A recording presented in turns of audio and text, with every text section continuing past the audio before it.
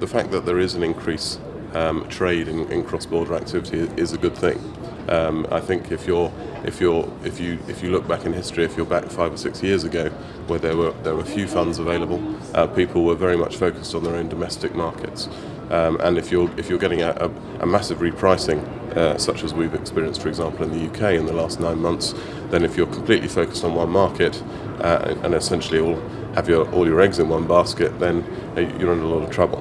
What people have done is diversified away from that through getting exposure to different economies which run in slightly different cycles. Everything is ultimately tied to the global economy.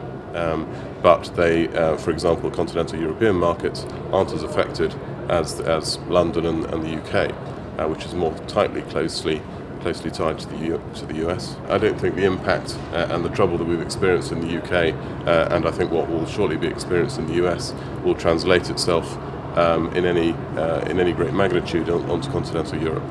I think that there are still opportunities within that market because the fundamentals are sound.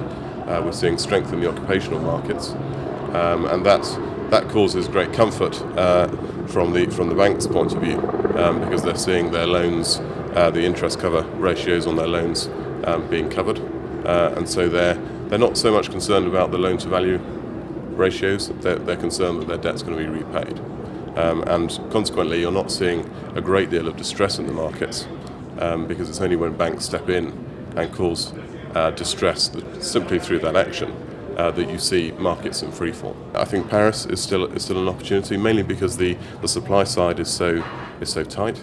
At Invesco we have a presence there, and we're very close to the action, as it were.